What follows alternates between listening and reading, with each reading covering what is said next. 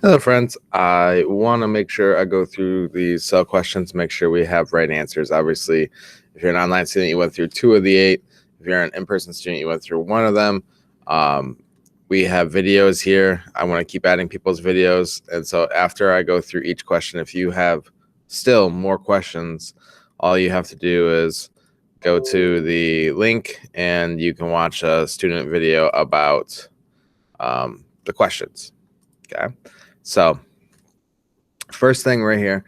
After researching the means of apoptosis and necrosis, compare and contrast in terms that provide examples of each. Research and write about what happens to dead and dying cells in the body, including response such as red blood cells that survive for only a very short time. And so, necrosis and apoptosis are both about cells dying. Apoptosis is programmed cell death. It is a purposeful cell death. It comes from the DNA of the cell. There sometimes cells have basically like a timer in them that keep them alive for a certain amount of time, or there is a usefulness amount. Like, am I being a useful cell? If I'm not, then I'll replace myself and stop using up so much energy. So apoptosis is programmed. Necrosis is when the cell dies from external factors like toxins or poisons or bacteria or infections. And so one is programmed, one is death from an outside force. I always like to think of apoptosis like dying of old age. Necrosis is dying from something unwanted. Not that, I guess all death is unwanted, but you get my point. And then how cells die obviously depends on which one they go through. For your body being healthy, you want apoptosis because that's programmed, it's replaceable. Necrosis is unexpected and it can lead to issues. And so we never want our cells just to be killed by something else, obviously. Red blood cells, they are programmed to basically wear out, and we have cells in their immune system that capture the ones that are worn out and they break them down and kill them. So that's a programmed cell death, but it looks like necrosis because that actually happens from outside the cell. A different cell is going to come over and kill them, but we still call it apoptosis. So this idea of how you die, programmed or not programmed, is important for cells. What do mitochondria and chloroplasts have in common? Look into endosymbiosis theory. What does the plasma membrane, mitochondria, and chloroplasts have in common? First, all these things are mitochondria and chloroplast are technically their own living cell inside your cells, or they used to be their own living cell. Now they're kind of our organelle, but they're not really part of us. They have their own DNA, they have their own ribosomes, they have their own plasma membrane, they have their own cytoplasm. They're their own functioning prokaryotic cell inside of our eukaryotic cell. And we took them in and gave them a home, and they give us whatever their task is. Chloroplast obviously making glucose, and the mitochondria is to provide ATP. And these guys are permanently now living inside of our cells. If they die, we can't replace them with our cells. So if your mitochondria die in a cell, there's no way for you to make more mitochondria. Only mitochondria can make mitochondria, and every other organelle you can replace organelles. So that's another thing that hints towards it. So endosymbiosis theory is stating that mitochondria and chloroplasts used to be their own living things. A cell in our ancestral past came by them, brought them in, and then didn't destroy them, kept them inside, and they worked together. It's a symbiotic relationship. I will also say that an interesting evidence of this, besides everything that I've kind of listed already, is that there are cells and bacteria that live that look exactly like mitochondria and look exactly like chloroplasts right now everywhere in the world. And so we can compare them and be like, wow, look, there's mitochondria that lives by itself outside of a eukaryotic cell. That's pretty good proof that, okay, they can live outside of our cells. We must have brought them in. HeLa cells. HeLa is short for Henrietta Lacks. She is a very poor Black woman that lived back in the day. She had ovarian cancer, and the scientists at Johns Hopkins took her cells from her ovarian cancer and noticed that they were so basically hungry and but at the same time stable, that they were actually able to live outside of the human body and they can be grown in petri dishes. um, Henrietta was never told about this. She died like a year later after they did the procedure, from ovarian cancer, and I mean, was treated fairly as people get treated back then, but in our standards, were not treated fairly. And again, no one told her about this. And John Hopkins then used those cells to do research and to sell them. You can still buy HeLa cells. Technically, it's a pretty interesting ethical thing in your head. Is Henrietta Lacks still alive? Because trillions of her cells have been sold and grown since she's been dead with her DNA in them. Um, and HeLa cells have been used from every version of human medicine research that you can think of. Like right now, the coronavirus, when we're talking about, when you see a news headline that says coronavirus does this in a cell, or this medicine seems to stop coronavirus in a human cell, they're doing that inside of a HeLa cell.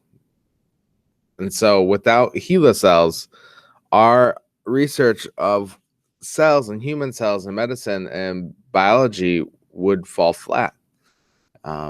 Her cells have been the big component of things like polio, big things like HIV, big research like cancer. It's intriguing, and until recently, she really never got credit, and until recently, her family never got any money. It's estimated that John Hopkins has made billions of dollars from these cells, and finally, they gave them a settlement. It's private and it's undisclosed, so we'll never know what it is unless the family says. And they renamed the building after her, and they at John Hopkins University. And if you're unfamiliar with John Hopkins, by the way, John Hopkins is like the Harvard of biology on the East Coast. It doesn't get as much like Ivy League Hollywood movie thing that you guys might see, like Princeton and stuff like that. But if you go to John Hopkins, that is the top school for biology or medicine in the country.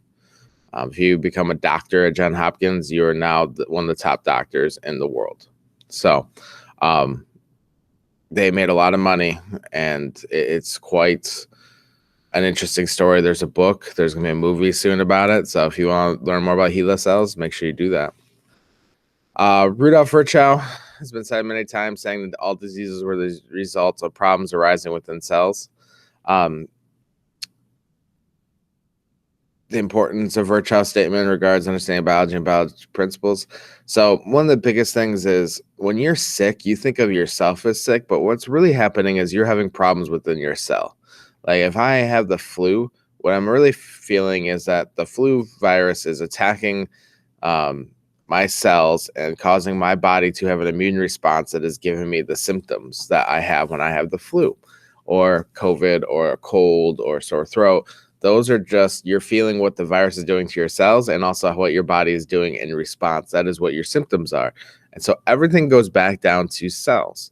And some diseases, we understand a lot about what they do on the cellular level, and some we don't. One of the more famous ones on the cellular level is cystic fibrosis. Cystic fibrosis is a genetic disease, and it really comes down to the fact that your cell membrane, if you have cystic fibrosis, lacks a certain channel that allows the salt to go through, and therefore you get this mucus on the outside of your cells. You have a problem with diffusion and osmosis, and you have a mucus in different spots in your body, like your lungs and other places that make it hard to live. And since people with cystic fibrosis struggle to live, and it all comes down to just a one simple problem with cells.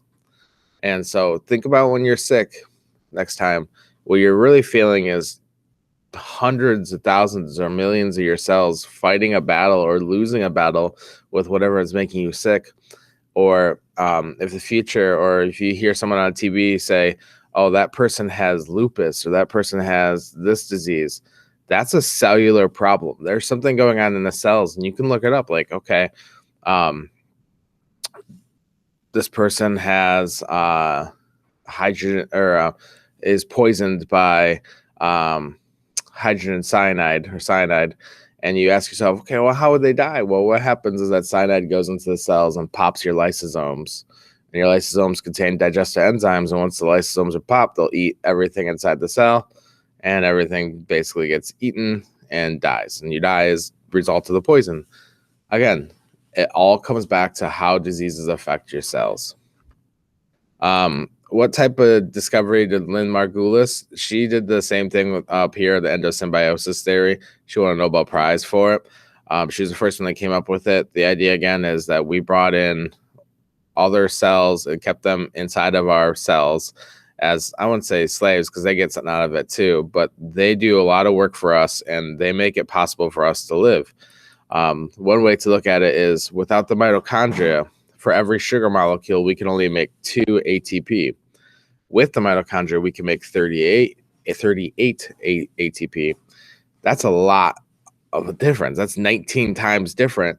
So it allows us to have all this extra energy to build up other things that allow us to be more advanced. Without the mitochondria, eukaryotic cells would never have been able to get it more advanced. We would never be able to be here. The fact that for whatever reason this happened is one of the main reasons why you're here. Bonnie Bassler, this is one of my favorite things to learn about is quorum sensing. I did a lot of papers and research on this in college. It was going to be one of my realms of pharmacology, but then I went to a different direction. But what quorum sensing is we are learning how bacteria communicate with each other in the same species, but how they communicate with everybody as a wide range of species. We found that one, obviously, they communicate within species with chemicals, and so they actually talk to each other and they plan what they're going to do next. Bacteria in your body, like strep throat, won't attack until it feels like it has enough people to attack. And so you could have strep throat right now, just lingering for weeks and months. And finally, they'll have enough and they'll release the chemical that says attack. And then you'll start feeling sick, which is kind of interesting. And then they also communicate with other species around them to discuss what's going on and things like that, and like in a community.